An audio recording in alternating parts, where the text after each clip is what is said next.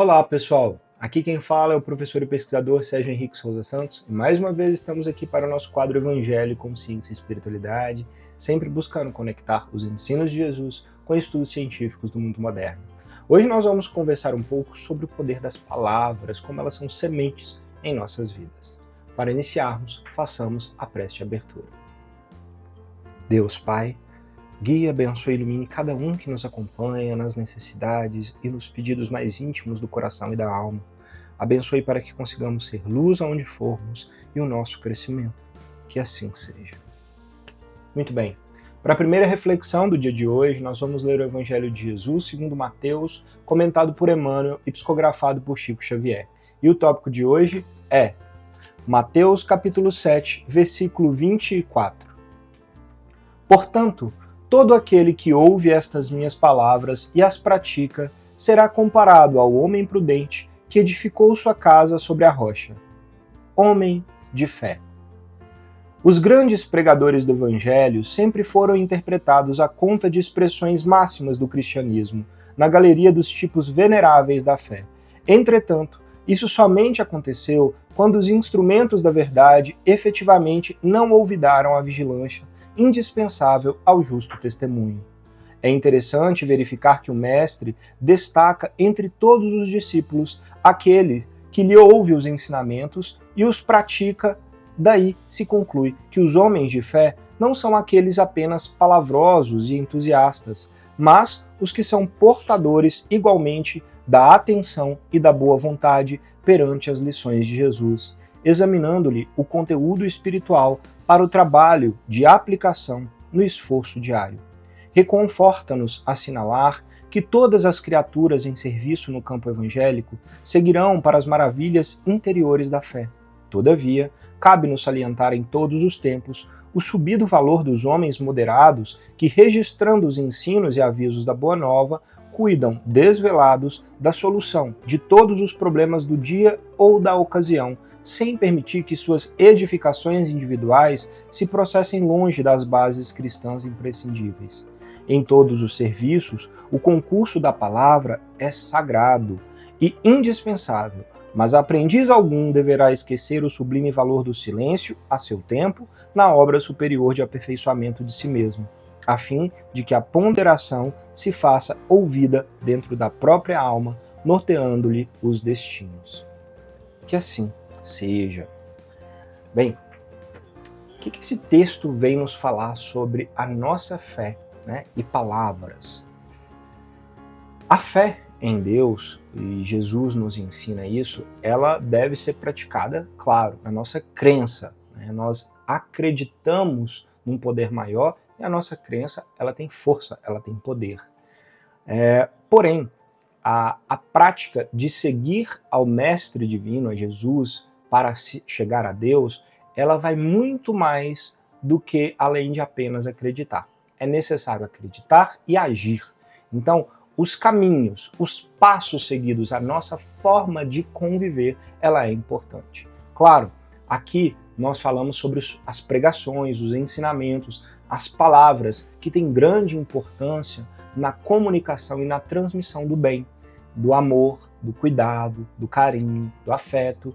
Tudo isso pode ser transmitido sim em palavras. Assim como as palavras, elas podem ser serpentes, podem machucar, podem ferir.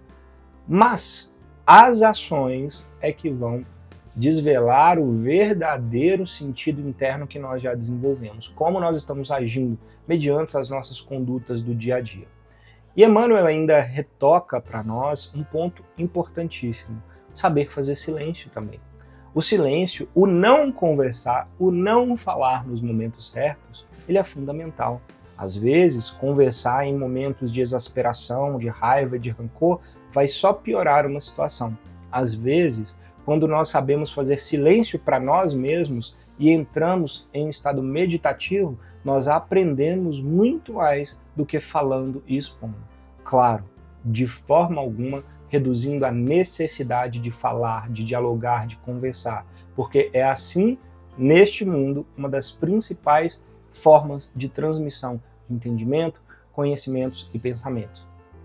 Porém, sabendo refletir, sendo, como diz aqui, um homem sensato, um homem de bom senso do caminho do meio, saber a hora de falar e saber a hora de calar, saber o momento de agir, sempre pensando o que Jesus faria, como eu devo agir para o bem.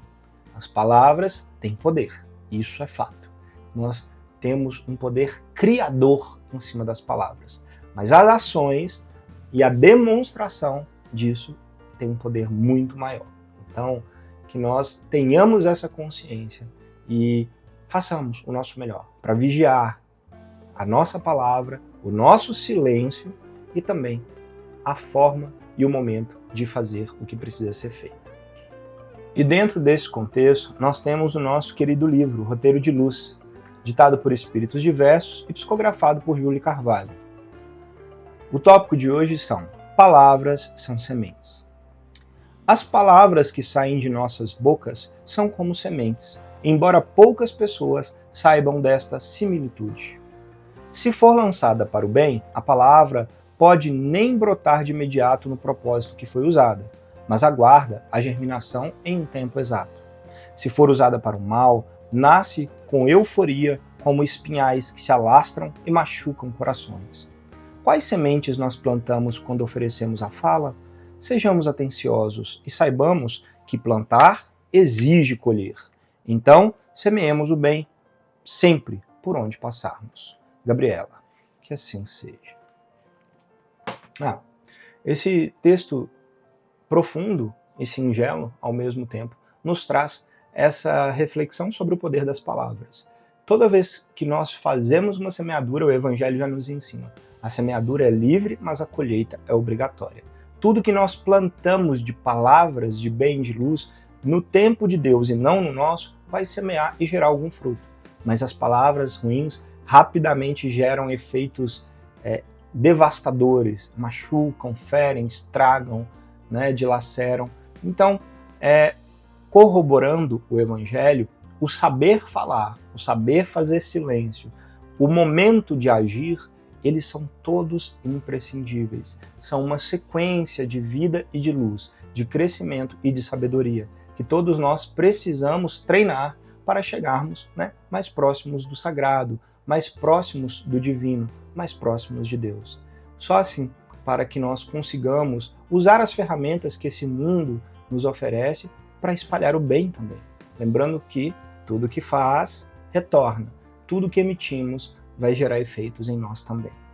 Façamos a nossa parte. E dentro desse contexto, nós temos um artigo científico muito interessante, cujo título é o seguinte: quando as palavras parecem certas, como as expressões afetivas dos ouvintes alteram o uso da linguagem pelo falante. Esse artigo científico foi publicado no journal ou na revista que tem como título European Journal of Social Psychology, que quer dizer Revista Europeia de Psicologia Social, pelo autor Camille Belkbrum.